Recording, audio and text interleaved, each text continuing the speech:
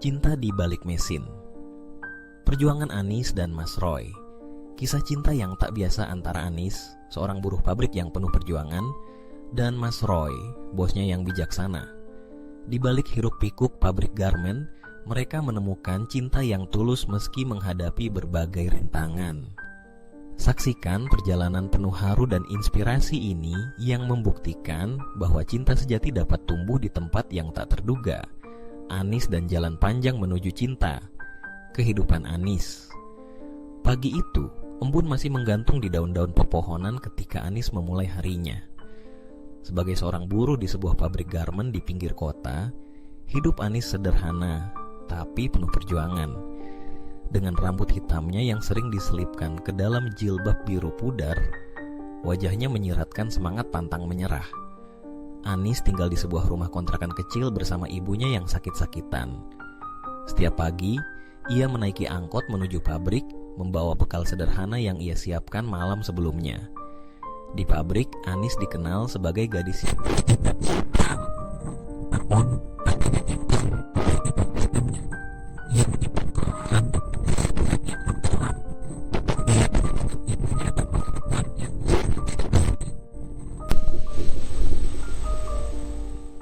Pertemuan pertama dengan Mas Roy hari itu adalah awal pergantian jadwal kerja, dan Anis ditugaskan di divisi baru.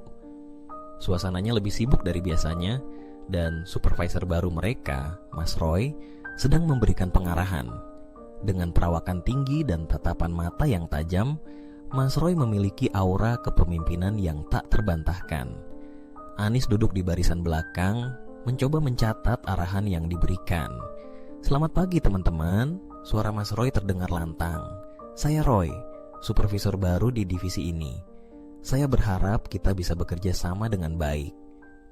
Ketika pandangan Mas Roy menyapu ruangan, ia berhenti sejenak di tempat Anis duduk. Bukan karena apa-apa, tapi ada sesuatu dari cara Anis memperhatikan dengan penuh fokus, tapi tetap tenang, yang menarik perhatiannya. Setelah briefing selesai, Mas Roy mendekati Anis. "Kamu Anis kan? Saya dengar dari supervisor sebelumnya, kamu pekerja keras. Teruskan ya," katanya sambil tersenyum. Anis mengangguk sopan. "Terima kasih Pak, saya akan berusaha." Dialog singkat itu menjadi awal hubungan profesional mereka, meskipun Anis tak pernah menduga bahwa pertemuan itu akan mengubah hidupnya. Benih yang mulai tumbuh hari-hari berlalu, dan Anis mulai terbiasa dengan cara kerja di bawah pengawasan Mas Roy. Ia memperhatikan bagaimana Roy tidak hanya tegas, tetapi juga peduli pada kesejahteraan karyawannya. Ketika ada karyawan yang sakit, Mas Roy selalu memastikan mereka mendapatkan bantuan. Ketika target produksi tinggi, ia turun tangan membantu di lapangan. Suatu hari, Anis terlambat datang ke pabrik karena ibunya mengalami kambuh penyakit. Wajahnya tampak lelah, tapi ia tetap bekerja seperti biasa. Mas Roy yang memperhatikan akhirnya menghampiri saat istirahat. "Anis, kamu terlihat tidak sehat. Ada masalah?" tanyanya. "Maaf Pak, tadi pagi ibu saya sakit, jadi saya agak terlambat," jawab Anis dengan suara rendah. "Apa ibu kamu sudah diperiksa dokter?" Mas Roy tampak khawatir. Anis menggeleng. "Belum Pak, biayanya terlalu mahal untuk kami." Roy terdiam sejenak lalu berkata, "Kalau kamu butuh bantuan bilang saja. Jangan ragu ya." Anis merasa hatinya hangat mendengar perhatian itu, meskipun ia tahu hubungan mereka hanyalah atasan dan bawahan. Namun malam itu, ia tak bisa berhenti memikirkan bagaimana Roy dengan tulus ingin membantu.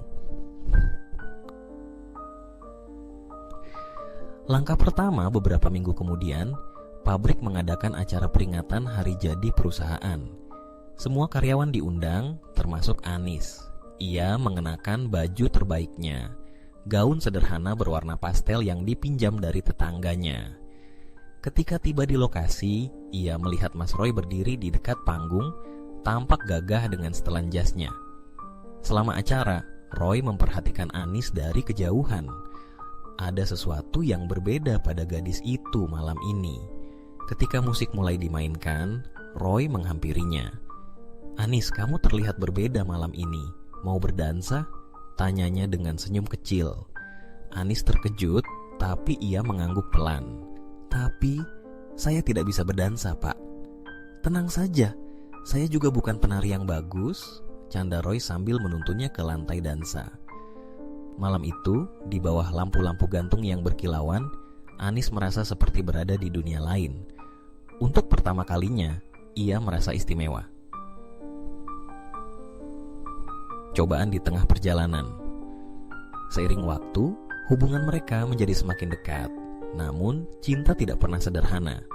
Ketika rumor tentang kedekatan mereka mulai menyebar di pabrik, Anis merasa tertekan. Ia tidak ingin dianggap mengambil keuntungan dari posisinya sebagai karyawan biasa. Suatu sore, Anis memutuskan untuk berbicara dengan Roy. Mereka bertemu di taman kecil dekat pabrik. "Pak Roy, saya merasa kita harus menjaga jarak," kata Anis dengan suara gemetar. Roy memandangnya dengan serius. "Kenapa? Karena omongan orang?" Anis mengangguk. "Saya tidak ingin merusak nama baik Bapak." Roy terdiam sejenak sebelum menjawab. "Anis, saya tidak peduli dengan apa yang orang lain katakan. Yang penting adalah bagaimana perasaan kita." Anis menunduk. "Tapi, saya hanya seorang buruh biasa. Sedangkan Bapak..." Roy memotong.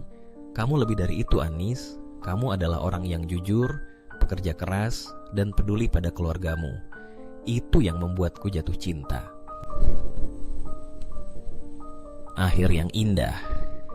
Perjalanan cinta mereka tidak mudah, tapi dengan ketulusan hati, mereka mampu mengatasi segala rintangan. Roy akhirnya melamar Anis dengan cara yang sederhana, namun penuh makna. Di depan ibunya yang akhirnya bisa tersenyum lega melihat putrinya menemukan kebahagiaan. Pernikahan mereka diadakan di sebuah aula kecil di pinggir kota, dihadiri oleh keluarga, teman-teman pabrik, dan tetangga. Dalam balutan gaun putih sederhana, Anis tampak seperti putri. Dan ketika Roy menggenggam tangannya di hadapan para tamu, ia berjanji untuk selalu mendukung dan mencintainya, tak peduli apapun yang terjadi. Hidup mereka mungkin tidak sempurna, tapi mereka tahu bahwa cinta yang tulus adalah landasan dari semua kebahagiaan. Bagi Anis, perjalanan ini adalah bukti bahwa cinta bisa tumbuh di tempat yang tak terduga, selama hati tetap terbuka untuk menerimanya.